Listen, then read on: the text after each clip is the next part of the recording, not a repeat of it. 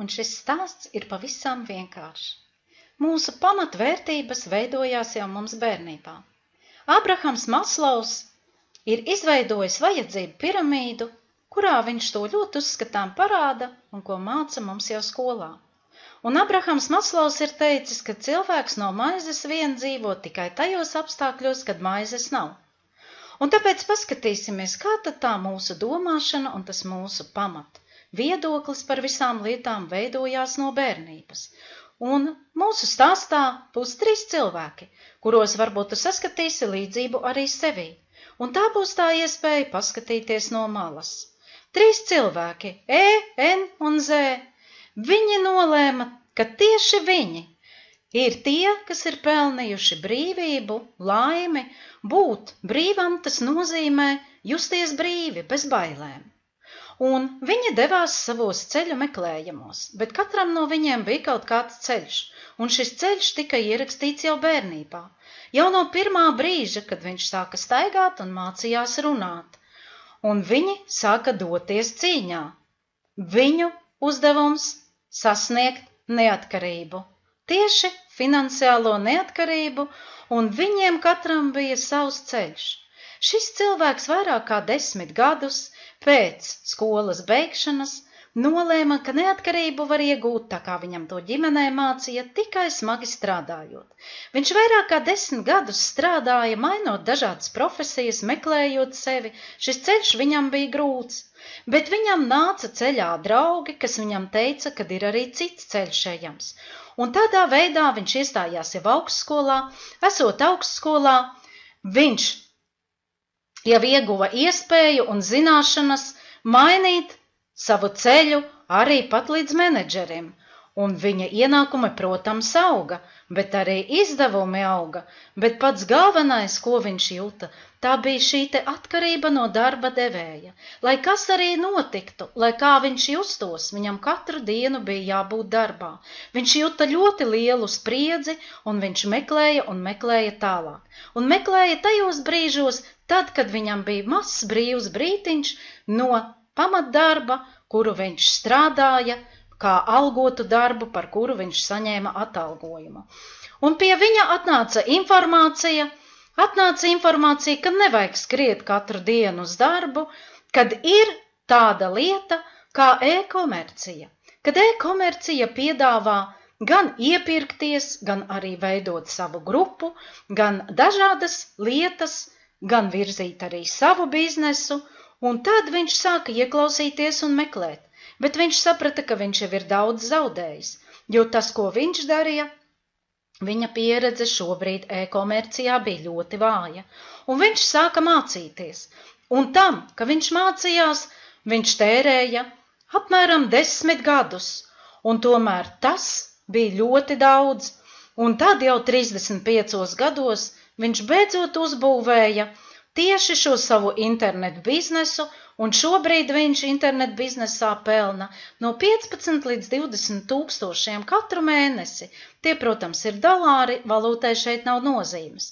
Bet tagad viņš jūta šo neatkarību, ka viņš ir brīvs, jā, viņš strādā 8 stundas, dažreiz varbūt mazāk, dažreiz vairāk. Bet tā ir neatkarība, kuru dod tieši šī te iespēja internetā. Bet jāpaskatās, kas tad notika ar viņa draugu. Viņš ir ieguvis savu fundamentu, bet viņa draugs jau viņam pirms tam to bija teicis, un šo informāciju viņš ieguva tieši no viņa. Viņš negāja šo ceļu skatoties jau sākumā. Tieši skolas laikā viņš jau saprata to, ka tas, ko viņam skolā māca, tā nav patiesība. Pabeidzot augstskolu, viņam nav garantijas, ka viņš dabūs labi atalgotu darbu, jo viņš tomēr jau redzēja to pieredzi skolas laikā, kad tieši ar augstāko izglītību ir ļoti daudz cilvēku, kas ir bezdarbnieku rindās. Un tāpēc viņš nolēma iet taisnāko ceļu, ieklausīties cilvēkos, kas viņam saka, kad ir e-komercija. Viņš izvēlējās sev pieņemamāko variantu un sāka strādāt. Un strādājot, viņam nebija nekādas vajadzības iet algotā darbā. Viņš nezina, kas ir algotais darbs, viņš nezina, kas ir darba stundas, bet viņam ir 22 gadi. un viņš ir ļoti daudz ko sasniedzis. Tieši to pašu, ko viņa skolas biedrs, un skolas biedrs ir sasniedzis to 35 gados. Un tāpat viņš pelna 15–20 tūkstoši dolāru mēnesī, un viņam ir darbs, kas viņam dod gandarījumu, un viņš dzīvo ar pilnu krūti. Viņš jūtas katru dienu piepildīts, viņam katru dienu apkārt ir cilvēki, un viņam dzimst arvien jaunas un jaunas idejas. Un tā ir patiesībā lielākā laime, ka tu vari radoši strādāt, ka šo radošumu tu vari ielikt tieši savā darbā, un to dod e-komercija. E-komercija tā šobrīd ir milzīgs naudas mašīnas aparāts. Tieši virtuālais tīkls internetā ir tas, kur mēs varam pagriezt krānu un strādājot neatkarīgi, esot savās mājās, redzot, kā aug bērni, redzot, kā veidojās ģimene, ko dara visi pārējie, tā ir tā mūsu iespēja. Bet tagad jautājums, kas notika ar trešo cilvēku? Ar trešo cilvēku, kuru mēs redzējām pašā sākumā. Viņš strādā algotā darbā, viņš ir no tiem, kas vienmēr ir neapmierināts, lai gan tai pašā laikā viņam ir ļoti laba izglītība, viņam ir labs darbs, viņam ir laba alga, bet viņš netic internetam, viņš netic biznesam, viņš netic tām lietām, ko visapkārt stāsta cilvēki, viņš netic finansiālai neatkarībai, viņš zina, kad var dzīvot no algas līdz algai, jo viņam ir nenodzēsti kredīti, viņam ir ļoti lieli rēķini, viņam ir daudz šo kredītu, un tāpēc viņa vienīgais ienākuma avots reālākais, ko viņš redz, tā ir alga, lai arī no algas līdz algai, bet viņam tā liekas stabilitāte, un tas arī ir labi, jo katram mums ir savs ceļš ejams, un tieši caur otra cilvēka pieredzi mēs varam paskatīties no malas, kāda tad ir mūsu dzīve, un vai tad kāds mums nav jau kaut ko līdzīgu teicis, kā visiem iepriekšējiem varoņiem. Protams, viņš dzīvo labi skatoties, viņš ir nopircis dzīvokli, bet viņam jau ir pagājuši gadi. Šo dzīvokli viņš ir nopircis uz kredīta, un šis dzīvoklis viņam jāmaksā ir līdz pensijai, un pēc tam šo dzīvokli turpinās maksāt viņa bērni. Bet viņš cer, kad saņemot pensiju, viņam parādīsies laime, un viņš varēs nomaksāt šo dzīvokli, lai viņš varētu dzīvot un palikt šai dzīvoklī, un lai viņa bērni nepārņemtu to kredītu.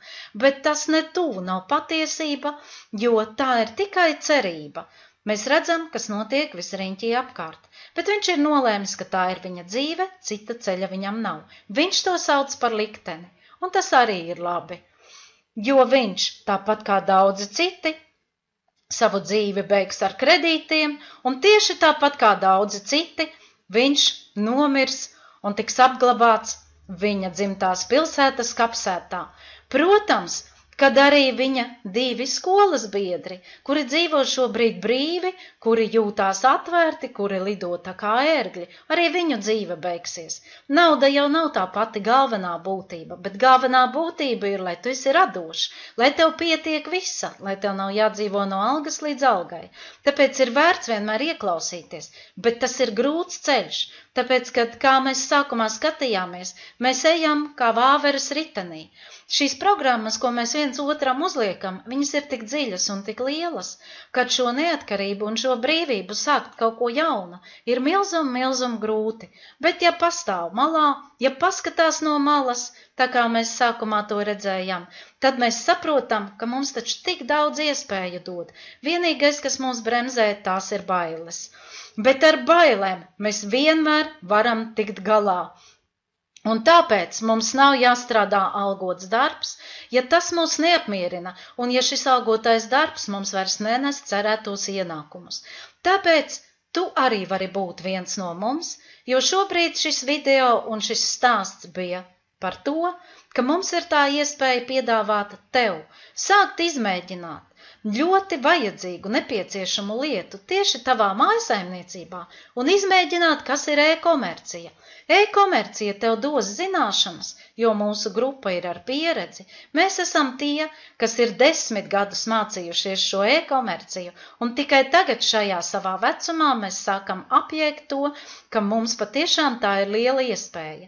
Tāpēc, ja tu esi vēl tas jaunietis, kurš 22 gados to var sākt jau darīt, tad sāc to darīt šodien. Bet, ja tu esi jau pāri 20, arī tad tu vari to sākt darīt. Galvenais ir tava izlēmība. Pievienojies mums, mūsu komandai, varēsi būt vienmēr neatkarīgs, vienmēr brīvs, un tas dos tev iespēju.